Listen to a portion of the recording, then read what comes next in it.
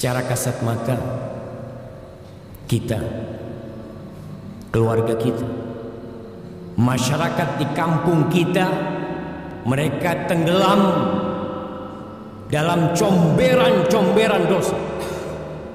Tapi sebagian tidak merasa melakukan dosa. Jamaah, ada sebuah dosa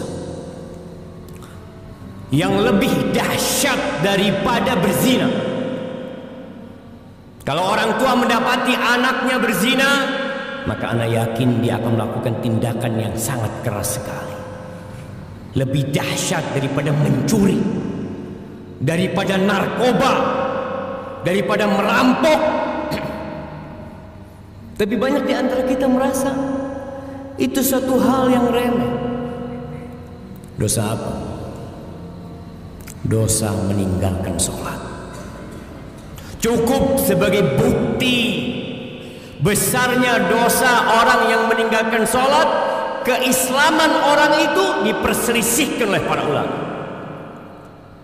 Seorang mencuri muslim mungkin, minum khamr mungkin, tapi muslim gak sholat, diperselisihkan keislaman. Bahkan sebagian ulama berpendapat dia sudah kafir, berhak dibunuh sebagai bentuk hukuman atas kemurtadan dia. Rasulullah sallallahu alaihi wasallam beliau mengatakan, al-ahdul ladzi bainana wa bainahum as-salah faman tarakaha faqad kafar. Yang membedakan kita sama mereka tuh, sama orang kafir itu salat. Maka siapa meninggalkan salat, dia telah kafir.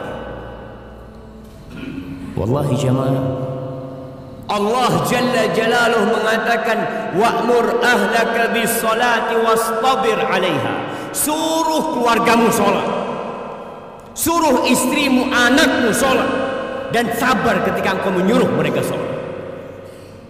Penghuni neraka ketika ditanya, ma salakakum fi saqar, apa yang menyebabkan kalian berada di neraka saqar? Apa jawab mereka? Lam naku minal musallin. Kita bukan termasuk orang-orang yang mendirikan sholat. Sholat ini rukun Islam. Yang kedua, tiangnya agama, diwajibkan dengan cara yang sangat spesial. Allah mewajibkan sholat kepada kita tidak melalui Jibril kemudian disampaikan kepada Nabi Muhammad SAW. Nabi sendiri berangkat menuju ke langit yang paling tinggi dan menerima perintah sholat. Lalu sebagian kita meremehkan sholat yang 5 waktu, merasa udah jadi orang baik karena dia tidak berzina, dia tidak main judi, dia tidak minum khamr, tapi dia tidak sholat. Istrinya gak sholat, anaknya gak sholat, dia biarkan semua itu. Ahibati fillah, berapa banyak orang yang keluar rumah jalan kaki, naik motor, pulang sudah ditandu. Berapa banyak di antara kita yang ketika mau keluar rumah dia pasang kancing sendiri, kemudian sampai rumah yang membukakan kancingnya orang yang memandikan jenazahnya. Sampai kapan kita akan melihat kemungkaran ini terjadi? Allah membuka pintu tobatnya lebar-lebar. Allah mengatakan, walaisatit taubatu lilladzina ya'maluna as-sayyi'at hatta idza hadara ahadahumul maut qala inni tubtul an. Tobat itu tidak diberikan kepada pelaku-pelaku kemaksiatan yang nunggu datangnya ajal. Ketika datang kematian kepadanya, inni tubtul an, sekarang aku tobat, enggak ada. Wallahi jamaah, kita hanya punya kesempatan 1 kali dalam kehidupan ini. Ketika ajal tiba, engkau hanya bisa menangis, menyesal, berteriak karena mendapatkan siksaan yang pedih dari Allah Jalla Jalaluhu. Lihat kewajiban sholat ini. Orang dalam kondisi sakit tetap wajib sholat. Bagaimana dia tidak bisa berwudu? Tayamum. Dia nggak bisa tayamum, ditayamumi.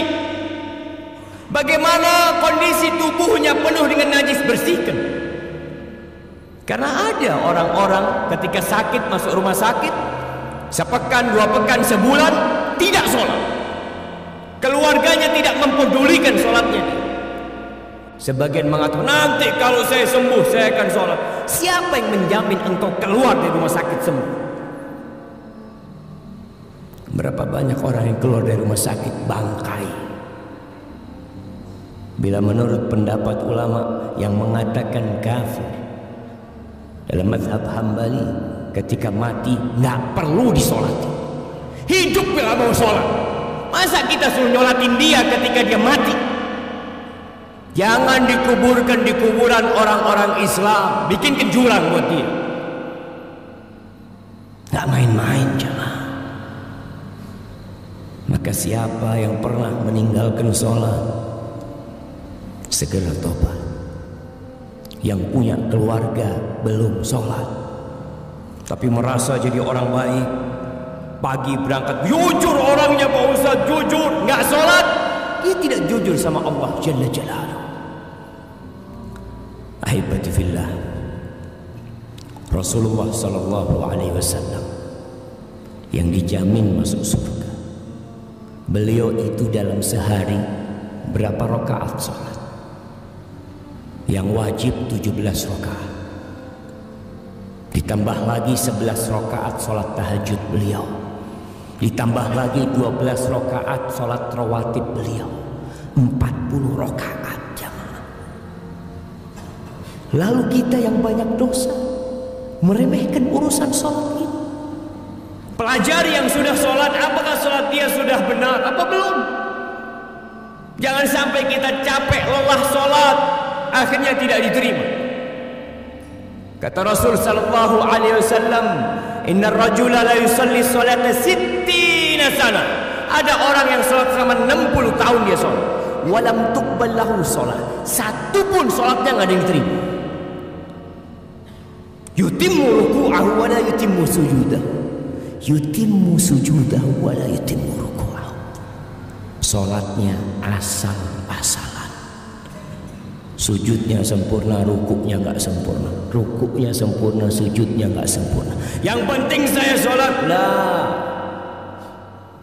Di surat Al-Ma'un Allah katakan fawailul lil musallin, celaka orang-orang yang sholat. Apalagi yang tidak sholat. Karena ada orang yang sholat tapi dia riya,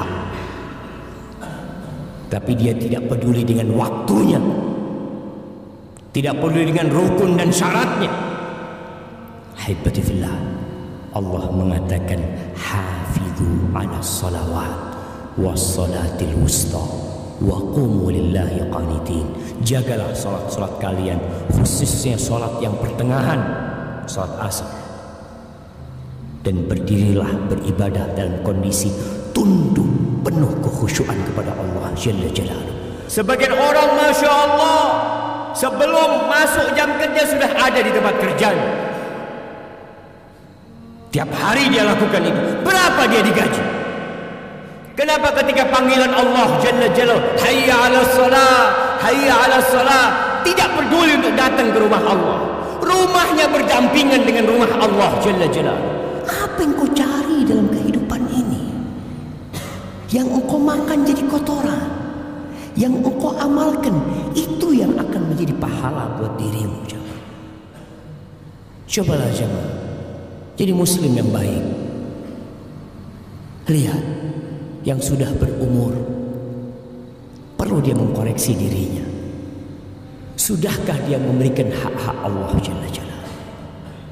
Di tempat kerja subhanallah, dia kerja selama 8 jam tidak merasa lelah, puluhan tahun, sampai pensiun dia lakukan. Masa ke rumah Allah? Apalagi apalagi hari Jumat yang Allah mengatakan secara khusus, ya ayyuhalladzina amanu idza nudiya lis-salati min yaumil jumu'ah fas'au ila dzikrillah. Kau dipanggil ketika azan salat Jumat itu, bersegera engkau. Maka ingat, mulai saat ini Anda mengajak diri Anda sendiri dan semua yang hadir di tempat ini untuk bertobat kepada Allah SWT, untuk menjadikan hari-hari kita ke depan ini penuh dengan amal kebajikan. Jangan takut dengan urusan dunia. Allah jamin. Apa kata Rasul sallallahu alaihi wasallam? Man kanatil akhiratu hammah. Barang siapa yang menjadikan akhirat itu ambisi dia, ja'alallahu ghinahu fi qalbi. Allah akan jadikan kekayaan buat dia di dadanya. Wa jama'a lahu syamlah, urusannya disederhanakan sama Allah. Wa atathu dunya wa hiya raghimah, dunia akan dikirimkan kepada dia, dipaksa untuk datang kepada diri dia. Laksanakan hak Allah Jalla Jalaluhu. Ingat, meninggalkan sholat itu dosa yang lebih besar daripada zina, daripada mencuri, daripada jadi begal, daripada narkoba. Dan jangan dianggap